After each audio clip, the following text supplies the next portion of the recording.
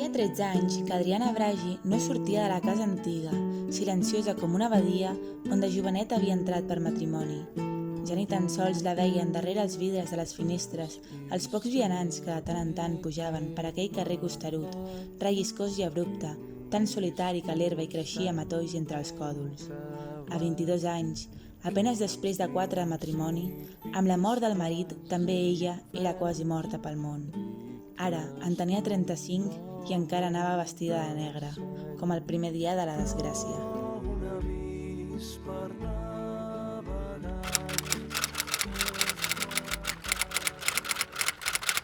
Hola, hola! Benvinguts un dia més al meu canal.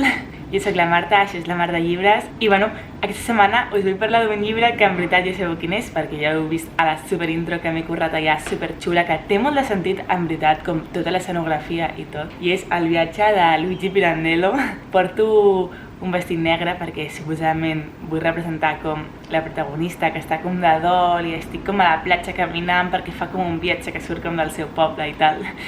No sé, em venia de gust fer això,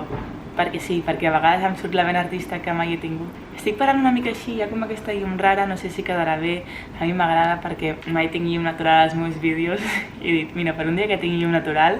vaig aprofitar-la. Però bueno, del llibre que us vinc a parlar és aquest,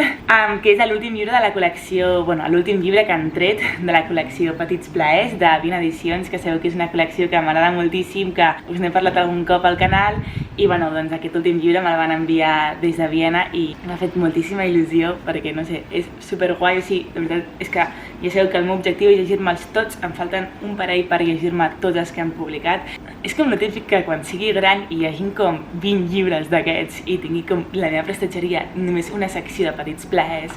dic com, jaja, me'ls he llegit tots. Per què? No sé. És que m'agrada molt, la veritat, perquè és això, tenen com molt bona qualitat literària, són molt curts, a mi m'agrada molt llegir coses curtes, si us haureu fixat al meu canal, doncs ressenyo pocs llibres que siguin com molt llargs o molt extensos, perquè a mi en general m'agraden molt els contes curts, les novel·les curtes, les coses així com més àgils, que jo què sé, ara m'estic llegint Un home invisible de Ralph Ellison, zero mut estiu, però bueno, ja veuré què faig. I em poso una mica nerviosa no acabar-me els llibres en 2 o 3 dies, no sé per què. Però bueno, el bo d'aquesta col·lecció és que això, són supercurtets, aquest crec que és el més curtet que tenen, o el que m'he llegit com a mínim jo, i te'l llegeixes en una tarda a la platja, tranquil·lament, també per això estava llegint a la platja el vídeo i tal. I és molt guai perquè ara que estem com en desconfinament, o no sé ja com estem exactament, parla d'una dona que ha estat com confinada a casa seva durant molts anys perquè es va morir el seu marit i de sobte té una malaltia i surt com amb el germà del seu marit a fer un viatge recorrent com, o sigui, tota Itàlia i com tots així llocs molt mediterranis i molt bonics en busca d'un metge que pugui dir, o sigui, que li digui què li passa. Spoiler, todo sale mal, no passa res, però és que a mi m'agraden les coses que acaben malament, o sigui, encara que sembli com així, com molt feliç, m'agraden com les coses super depressed, vale? Bueno, és igual. I és molt amb el món aquest de llegir la platja perquè com aboca com a paisatges com super mediterranis, super estiuencs, super xulos, però a la vegada com amb una manera de sentiment com molt... O sigui, d'alguna manera em recorda al llibre de la mort a Venècia i el volia agafar, perquè vaig passar per casa, és que torno a no estar a casa, i el volia agafar i em vaig equivocar perquè la mort a Venècia me'l vaig llegir a la uni i també em vaig llegir Cartes d'un jove poeta de Rilke per la uni. I llavors jo vaig dir, tenia al cap de, sí, el llibre de la uni, vaig agafar aquest pensant que era La mort a Venècia per llegir-me una miqueta 4 coses per a veure si és veritat que em recordava com el sentiment aquest de coses boniques, així com, perquè a més està ambientat a Venècia i aquesta també es mor a Venècia, o sigui, com tot es mor a Venècia i com una mica el sentiment com de coses boniques però com... no sé, de desasosiego o desassossec és la paraula, no sé com dir-ho, és com un pes a sobre, bueno, no sé, que és com una mica com el mateix sentiment que tens al llegir-ho.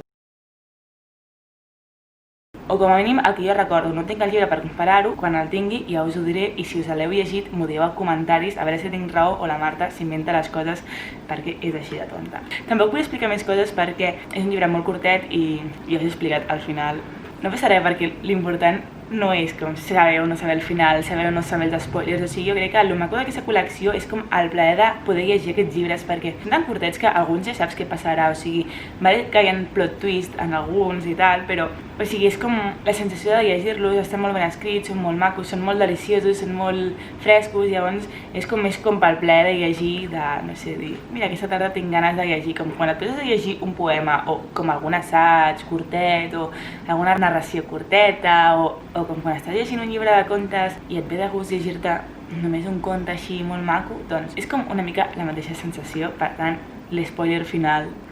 tampoc, jo què sé.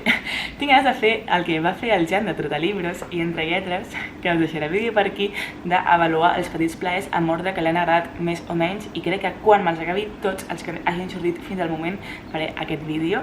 Serà un vídeo molt complicat, però bueno,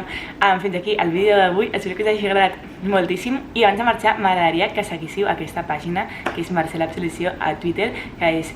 un company que anava amb mi a la universitat que el condemnen a presó per haver-se manifestat al Holi contra la Justa Pol i aquests pringats, o sigui, des d'aquí vull enviar el màxim suport al seu grup de suport, també vull enviar-li tot el meu suport al Marcel, i res, una abraçada, i espero que el seguiu i que la solidaritat s'escampi. Adeu!